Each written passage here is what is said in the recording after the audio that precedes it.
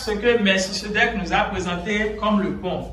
Est-ce ce seul élément qui représente le pont sur l'affiche? Fais nous montrer encore là où se situe le pont. Voilà. Et après ça, c'est fini? Non, ça c'est D'accord. Merci. Nous avons à notre disposition beaucoup d'éléments de la mécanique automobile, beaucoup d'organes de la mécanique automobile, qui va nous montrer parmi ces différents éléments à notre disposition là où se situe le pont. Tchamba.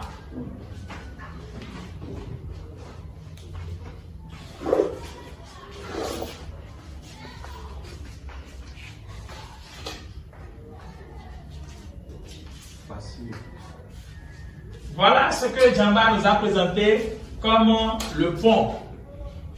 Est-ce que tout le monde est d'accord avec lui? D'accord, mais moi j'ai une préoccupation. Sur les véhicules, il y a des véhicules qu'on appelle tout à l'avant. Ça peut aller, mais où se situe le pont quand il s'agit des véhicules dont on appelle tout à l'avant?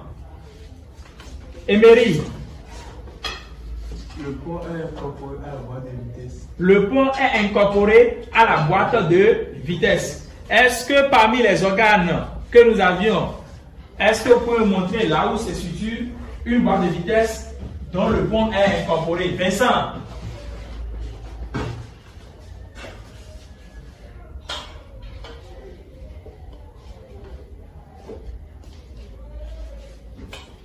Voici la boîte de vitesse.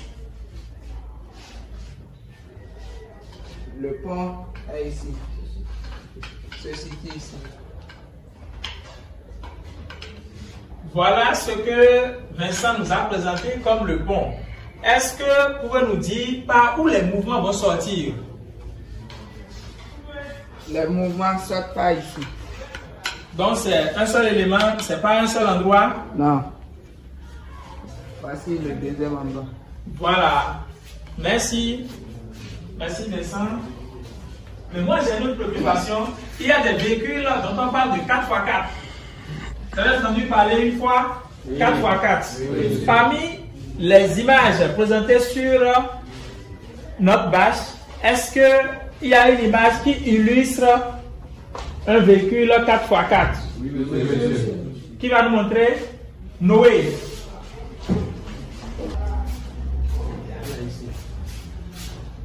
Voilà ce que Noé nous présente. Mais qu'est-ce que nous remarquons là? Sur ce véhicule, nous avons combien de ponts? 2 ponts. Il faut nous montrer les 2 ponts. Il y a un qui est ici. Il y a un qui est ici. Voilà qu'il y a 2 ponts. Quel est l'organe qui va nous permettre de relier les 2 ponts? Comment les 2 ponts arrivent à avoir de mouvement? Oui, Salomon? C'est grâce à l'arbre de transmission. L'arbre de transmission. Mais l'arbre de transmission que Salomon est en train de nous présenter, nous, sinon moi je vois que ça communique seulement avec le pont qui est à l'arrière. Qui voit l'élément qui permet aux roues de l'avant d'avoir le mouvement par le pont de l'avant. C'est la boîte de transfert. Où est la barre de transfert? Elle est ici. Voilà. Voilà. Donc ici, nous avons une boîte de transfert. Donc c'est cette boîte de transfert, si vous voyez correctement à travers la vidéo, qui envoie le mouvement vers les 2 roues de l'avant. Est-ce que vous avez des questions par rapport à ça, par rapport à la boîte de transfert et aux véhicules qui ont 2 ponts? Est-ce qu'il y a des questions? J'aimerais vous demander, pour les véhicules qui ont 2 ponts, est-ce que les 2 ponts sont utilisés à tout moment? Qui veut répondre?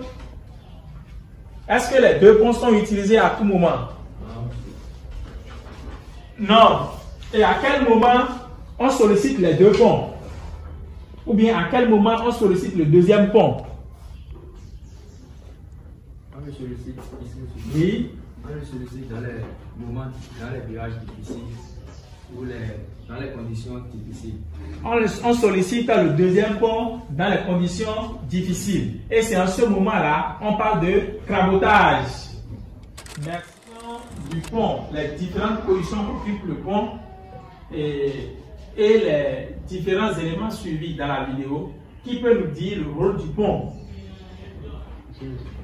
Oui, Hassan? Le pont permet de transformer le mouvement longitudinal en un mouvement transversal et puis permet aux roues motrices de rouler à une vitesse identique sur une ligne droite et à une vitesse différente lors des virages ou dans des conditions difficiles. Voilà la proposition faite par Hassan. Est-ce que vous êtes tous d'accord avec lui? Si vous êtes tous d'accord, moi je vais vous demander, parmi les éléments du pont, quel est l'élément qui permet de transformer le mouvement longitudinal reçu depuis le moteur en un mouvement transversal? Oui, Emery. C'est le renvoi d'angle. Il a bien dit que c'est le renvoi d'angle. Mais, merci, le renvoi d'angle est conçu de quoi et quoi alors? Oui, Emery. Le renvoi d'angle est constitué de la couronne et du pion d'attaque. Le renvoi d'angle est constitué de la couronne et du pion d'attaque. Qui peut nous montrer, parmi les éléments didactiques qui sont à notre disposition, le pion d'attaque et la couronne? Oui, Émile.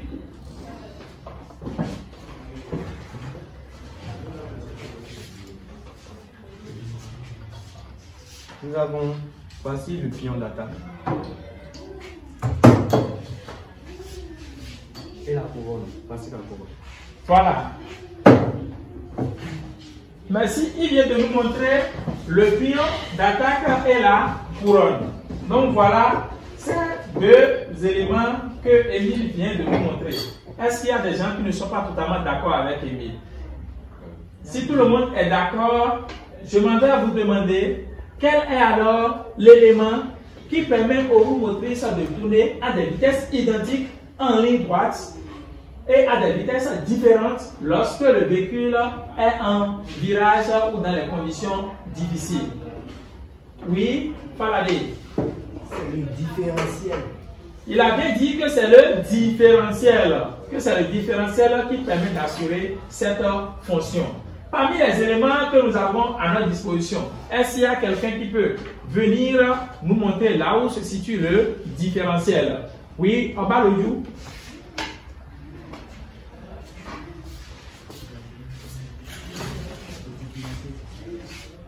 Puis-je montrer à tes camarades? Une autre personne? Oui.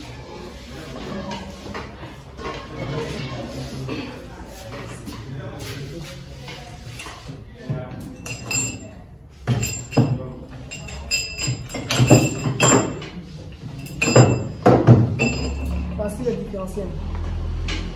Sur le différentiel, nous avons les satellites et les planétaires.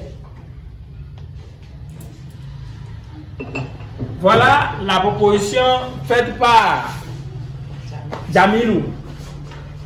Est-ce qu'il y a des éléments que Jamilou n'a pas tenu compte parmi les éléments qu'il nous a montrés? Parce que là, maintenant, il nous a parlé de satellites et les planétaires.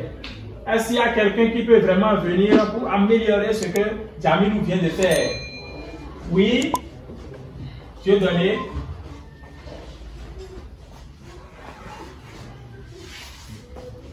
Ici, on a le différentiel. Ici, ce sont les planétaires. Ici, ce sont les satellites. Ici, on a l'axe de satellite. Et ici, on a le boîtier. On a le boîtier. Merci.